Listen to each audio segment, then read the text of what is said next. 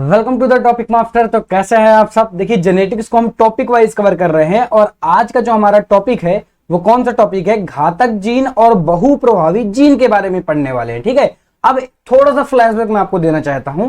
जब मैं आपको जीन इंस्ट्रक्शन पढ़ा रहा था तब मैंने आपको बताया था जीन इंस्ट्रक्शन टू टाइप्स के होते हैं। जो पहला टाइप्स होता है वो एलीलिक जीन इंस्ट्रक्शन होता है और जो सेकंड वाला होता है वो नॉन एलीलिक जीन इंस्ट्रक्शन होता है। तो एलीलिक जीन इंस्ट्रक्शन के हम एग्जांपल देख रहे थे, जिनमें से मेन एग्जांपल हमने देख लिए हैं। आज का जो एग्जांपल है वो इतना इंपॉर्टेंट नहीं है। क्यों नहीं है? क्योंकि ये एनसीईआरटी पर नहीं दे रखा, लेकिन टॉपिक इंटरेस्टिंग है और इससे क्वेश्चन पूछे जाते हैं। अगर मैं नीट की बात करता हूं तो नीट की प्रीवियस ईयर क्वेश्चन अगर आप देखेंगे तो इससे क्वेश्चन मिल जाते हैं। और एक बात फिर से मैं कहना चाहता हूं, टॉपिक जो है वो इंटरेस्टिंग है, बोरिंग वाला टॉपिक नहीं है, मजा आएगी पढ़ने में। और 10 मिनट का लेक्चर होगा तो अच्छी तरीके से इसको हम कवर कर लेंगे, जितनी भी चीजें हमारे एग्जाम के लिए इंपॉर्टेंट है। ठीक है, तो देखते हैं इस लेक्चर को और देखते हैं सबसे पहले घातक जीन के बारे में। देखिए हमें बहुत ही कम चीजें देखनी है। पहला तो देखना कि साइंटिस्ट का नाम क्या था, किस पर खोजा गया था और होती क्या है, थोड़े से एग्जांपल देख लेने, बस इतनी ही चीजें इस पर कवर करनी है। ज्यादा इंपॉर्टेंट नहीं है, टॉपिक इंटरेस्टिंग है, थोड़ा सा इंपॉर्टेंट है,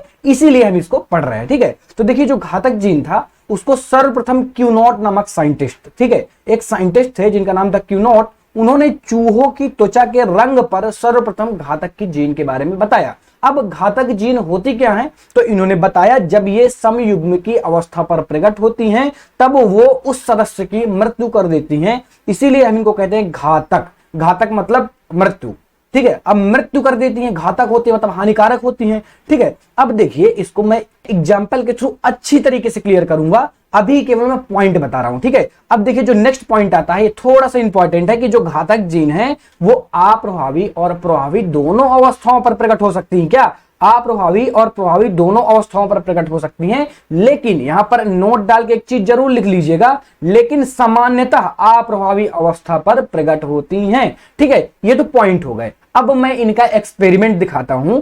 तो जो क्यूनॉट साइंटिस्ट थे इन्होंने क्या किया, त्वचा की रंग ली। ठीक है, त्वचा का रंग, अब यहां पर त्वचा के रंग का मतलब ये नहीं कि आपकी त्वचा का रंग, यहां पर इन्होंने चूहों की त्वचा का रंग लिया। तो इन्होंने दो बेचारे चूहों को लिया। जो पहला बेचारा चूहा था वो येलो कलर का था और जो सेकंड बेचारा चूहा था वो किस कलर का था, ब्राउन कलर का था।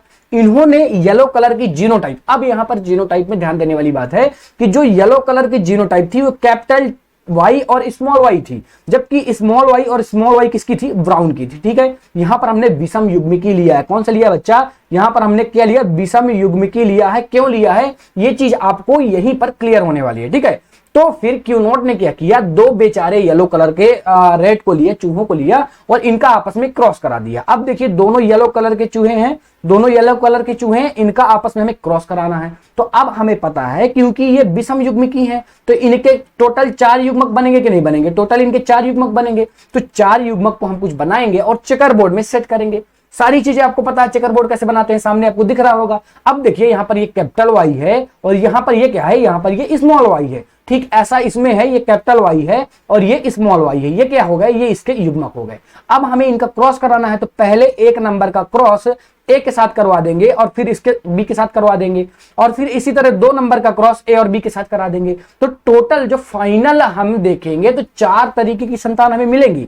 ये 4 संतान इनडायरेक्टली मिल रही हैं। क्या? इनडायरेक्टली देखने के लिए 4 संतानें दिख रही हैं। अब देखिए यहां पर आपको 4 संतानें भले ही दिख रही हैं, लेकिन होता क्या है, रियलिटी ये है कि जो कैपिटल वाई और कैपिटल वाई दिख रही है ना, ये समयुग्मिकी है और इस चूहे की मृत्यु भ्रूणावस्था पर ही हो जाती है। मतलब ये चूहा कभी पैदा ही नहीं होता, ये चूहा पाया ही नहीं जाता। क्यों? क्योंकि इसकी मृत्यु किस पर हो जाती है, भ्रूणावस्था पर ही हो जाती है। मतलब अगर मैं डायरेक्टली बात करूं तो टोटल 3 संतानें ही हमें प्राप्त हुई, 1 संतान तो जा चुकी है। ठीक है, अब इसी चीज को मैंने नोट डालकर, पॉइंट डालकर लिख दिया कि जब हम चूहों की त्वचा के रंग की बात करते हैं तो जब कैपिटल वाई मतलब येलो, जब येलो कलर का चूहा हमें प्राप्त होता है तो वहां पर होता क्या है, इस चूहे की मृत्यु हो जाती है और इस चूहे की मृत्यु भ्रूणावस्था पर ही हो जाती है। पैदा होने के बाद नहीं मरता, पैदा होने से पहले ही मर जाता है। ठीक है, इसीलिए हमें टोटल 3 तरीके की संतान प्राप्त होती है। अब अगर मैं इनके जीनोटाइप की बात करूं तो इनका जीनोटाइप 1:2:1 होना चाहिए,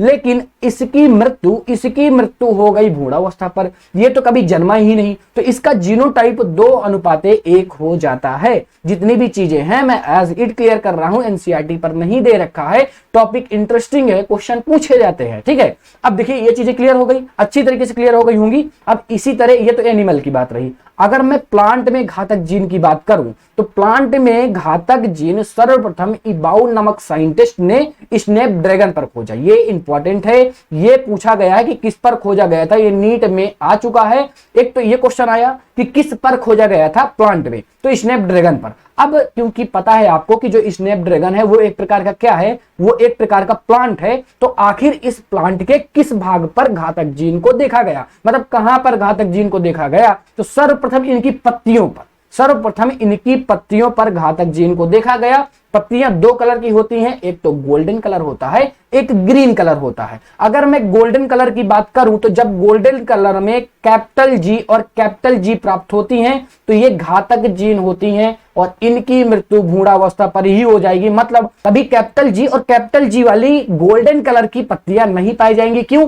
क्योंकि वो घातक जीन होती है और घातक जीन इनकी मृत्यु भ्रूणावस्था पर ही कर देती है। इसीलिए कभी कैपिटल जी और कैपिटल जी वाली गोल्डन कलर की पत्तियां देखने के लिए नहीं मिलती हैं। बेहतरीन तरीके से क्लियर हो रहा होगा, अच्छी तरीके से समझ में आ रहा होगा। अब हम बढ़ते हैं नेक्स्ट टॉपिक पर, बहुप्रभावी जीन। अब देखिए जो बहुप्रभावी जीन है इसके बारे में हमें डिटेल में नहीं पढ़ने की जरूरत है, इससे क्वेश्चन नहीं पूछे गए हैं, लेकिन थोड़ा सा एटलीस्ट हम इतना तो जाने कि जो बहुप्रभावी जीन है वो होती क्या है, उसके एक दो ठो एग्जांपल, बस इतनी सारी चीजें, एक एटलीस्ट हमें इतना बेसिक चीजें पता हो ताकि अगर क्वेश्चन भी आएगा, क्योंकि ये नीट में है क्योंकि एनसीईआरटी पर नहीं है तो क्वेश्चन आएगा भी तो इतना टफ क्वेश्चन नहीं आने वाला, बेसिक क्वेश्चन ही पूछा जाएगा। तो बहुप्रभावी जीन क्या होती हैं, सबसे पहले हम ये देखेंगे। जो बहुप्रभावी जीन होती है वो एलीली की जीन इंटरेक्शन का एग्जाम्पल होती है, जो कि मैंने पहली स्लाइड पर क्लियर कर दिया था। अब होती क्या है, जब एक gene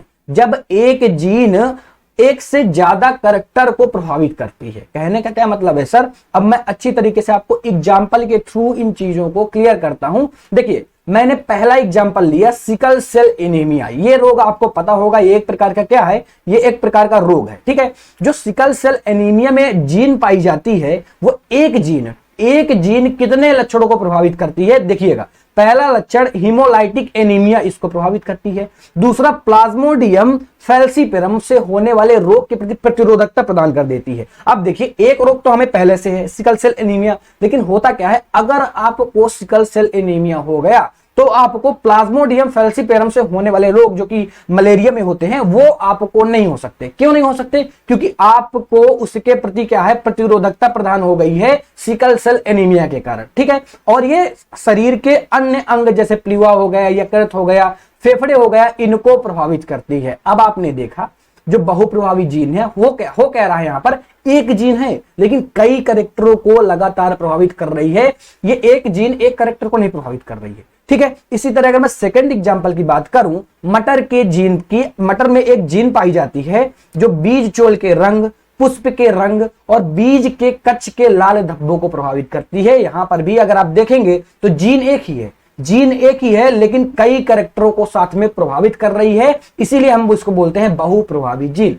it is clear. I hope सारी चीजें आपको अच्छी तरीके से क्लियर हो गई होंगी, कुछ ऐसी नहीं है चीजें जो आपको ना समझ में आई हो। बाय द वे अगर कोई प्रॉब्लम होती है तो आप कमेंट वगैरह कर सकते हैं, मैं आपके कमेंट देखूंगा। हम टॉपिक वाइज चीजों को कवर कर रहे हैं, अच्छी तरीके से चीजों को देख रहे हैं, एनसीईआरटी की हर एक लाइन को कवर कर रहे हैं और थोड़ी बहुत चीजें जो इधर उधर की इंपॉर्टेंट हमारे एग्जाम के लिए उनको भी देखते जा रहे हैं। ठीक है, तो आई होप सारी चीजें आपको समझ में आई होंगी। बाय द वे अगर आपको लेक्चर अच्छा लगा हो तो आप लाइक एंड सब्सक्राइब कर सकते हैं। Thank you so much for watching. मिलता हूं आपसे मैं नेक्स्ट लेक्चर पर। Tata bye bye.